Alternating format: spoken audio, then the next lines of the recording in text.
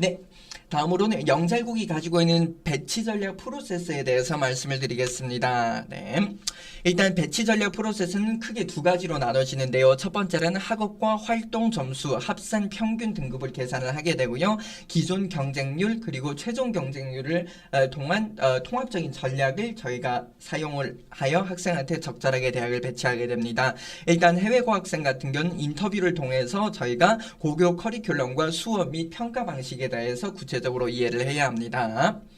자, 그러면 배치 전략 프로세스에서 첫 번째, 학업과 활동 점수 합산 평균 등급 계산에 대한 부분입니다. 영잘국에서는 학업 부분에 대해서 50%, 활동에 대해서 50%, 그리고 등급 구분을 AAA, AA1, AA2, AA3로 구분을 하는데요. 그리고 합산된 점수를 최종적으로 계산을 하게 되고요. 그리고 구체적으로 좀 더 보시면 학업 등급 평가 세부 지표입니다. 아까 위에서 말씀드렸던 것처럼 학업에 대해서 전체적인 평가를 할 때 저희가 사용하는 부분인데요. 등급 구분에 대해서 IB 과정인 학생 IB 또는 SAT, GPA를 통해서 아까 학업 부분에 대해서 등급을 나누고요. 다음은 배치 프로세스 부분, 다시 평가 프로세스 이야기 부분에서 종합평가 1과 종합평가 2로 구분이 되는데요. 일단 종합평가 1은 70% 내외로 보고 있습니다. 여기서는 학업 성취도 및 발전 역량, 전공, 기초 소양, 발전 가능성에 대해서 70%로 보고 있는데요. 비단 저희가 이렇게 학생들을 평가를 해서 등급화할 뿐만 아니라 이러한 프로세스가 거의 대학교에서 평가하는 프로세스에 준하다고 생각을 하시면 될 것 같습니다. 그래서 종합평가 1에서는 70% 정도로 비중을 두고 평가를 하는데 이 부분에서는 학업 역량과 전공 적합성, 학업적 발전 가능성 부분이 포함이 됩니다. 그래서 학업 역량 부분에서는 성취도, 관련 이슈 및 전공 관련 이슈 및 성취도, 그리고 전공 적합성 부분에서는 전공에 대한 관심과 의지, 그리고 전공 관련 활동과 경험이 포함이 되겠습니다. 그리고 학업적 발전 가능성에 대해서는 학업 태도와 의지, 탐구 활동 부분이 포함이 됩니다. 자, 다음은 저희가 종합평가 2를 보겠는데요. 아까 1에서는 70% 내외로 학업 성취 및 발전 역량이 평가가 됐다면 종합평가 2에서는 30% 내외로 자기주도적 실천 역량과 공동체 일원으로서의 실천 역량 부분이 평가가 됩니다. 이 부분에서는 주로 두 가지를 크게 평가를 합니다. 인성과 사회적 발전 가능성에 대해서 평가를 하는데요. 인성 부분에 대해서는 나눔과 배려 또는 협력 및 소통 능력이 평가가 되고요. 성실성, 도덕성이 주가적으로 평가됩니다. 그리고 사회적 발전 가능성에서는 창의적 문제 해결, 경험의 다양성, 자기주도성, 리더십 등이 평가가 되겠습니다. 네. 활동 등급 평가 세부 지표입니다. 네, 대학별 제가 지금 스크린으로 보여드린 부분에 대해서는 일부 대학교만 여기 제시가 됐지만 등급 구분에 따라 대학별에서 선호하는 인재상 또는 대학별에서 평가하는 부분에 대해서 구체적인 데이터를 저희가 가지고 있습니다. 그러면 저희가 좀 더 활동 등급 평가 세부 지표에서 학업 역량 평가 기준에 대해서 저희가 좀 더 볼 텐데요. 학업 역량 평가 기준이라면 학업을 충실히 수행할 수 있는 기초 수학 능력을 말합니다. 여기서는 저희가 다시 세 개로 세분화하여 평가를 하는데요. 학업 성취도 20%, 학업 태도와 학업 의지 10%, 그리고 다시 탐구 활동을 10%로 평가하게 됩니다.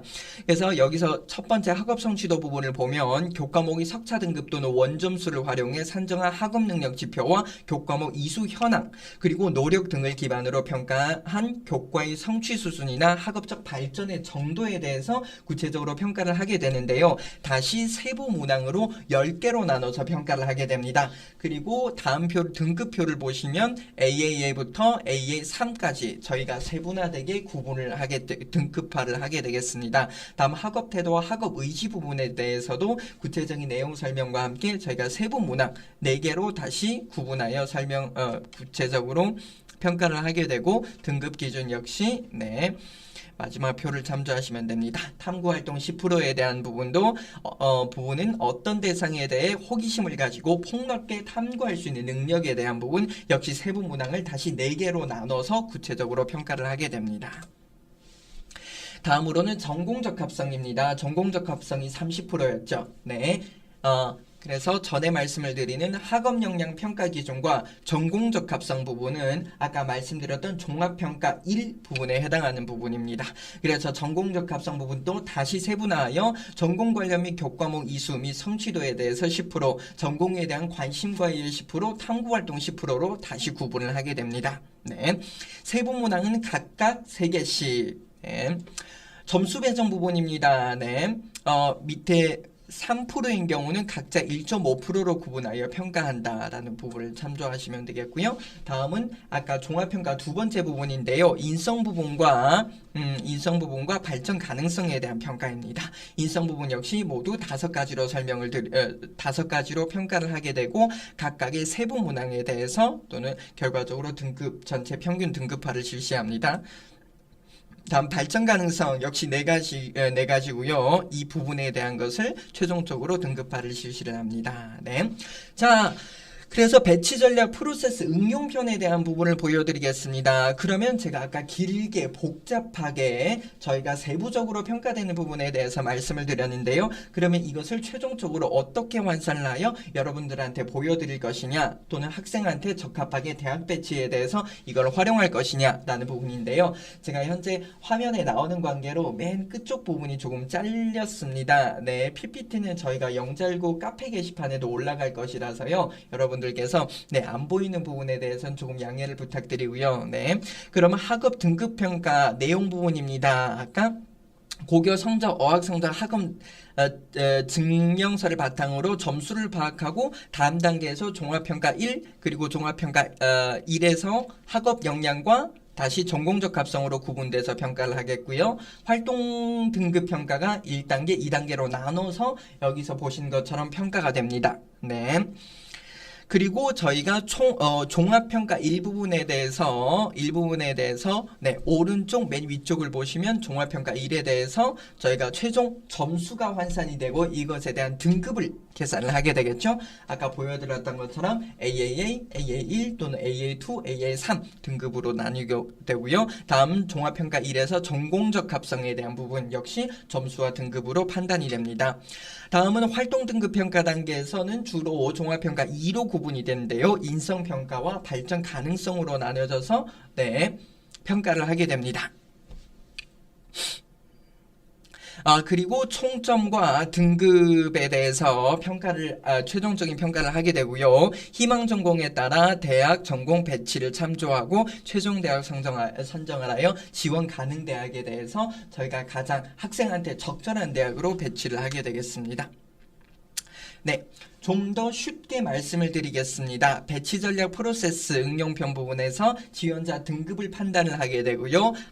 예를 들어서 이렇게 말씀을 드려볼게요. 지원자 등급에 대해서 저희가 학업 등급 AA3과 활동 등급 AAA로 저희가 프로세스를 통해서 최종 판단을 하게 된 거죠. 그렇다면 평균 등급은 AA2 상 또는 AA1 중하가 되겠습니다. 그러면 지원 가능한 대학들은 연세대, 고려대, 서강대, 성균관대, 한양대, 중앙대가 될 텐데요. 그렇다면 다시 지원 가능 전공으로 봤을 때 고려대, 중앙대, 한양대로 판단이 됩니다. 그 이유는 뭐냐면요. 학업 등급 부분에서 AA3을 받았기 때문에 활동이 뛰어나지만 학업 등급이 낮기 때문에 연대, 서강대, 성대 1단계 합격 가능성이 떨어진다고 판단을 했기 때문에 저희가 다시 고려대, 중앙대, 한양대로 배치를 하게 되는 것입니다. 계속 저희가 최종 경쟁률 부분으로 어떻게 판단을 하는 것인지에 대해서 볼 텐데요. 일단은 여기서 연세대학교 기준으로 본다면 언더우드 대학의 하스 부분 보겠습니다. 언더우드 국제대학의 융합인문사회학부 하스 부분에서 지원 등급이 최종적으로는 AA2가 됩니다. 그리고 학업과 활동 등급 역시 AA2, AA2를 받게 되었죠. 영잘국 프로세스로 판단한 부분입니다.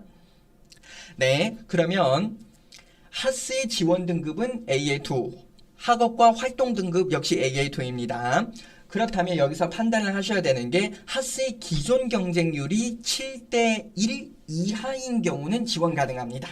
왜냐면 각 대학별로 최종적으로 경쟁률을 공개를 합니다. 이런 경우에 지원 학과의 경쟁률이 7대 1인 경우에 저희가 아까 AA2 로 지원이 가능합니다. 그러나 분명히 변수가 발생을 하게 됩니다. 변수가 발생을 하게 되는데요.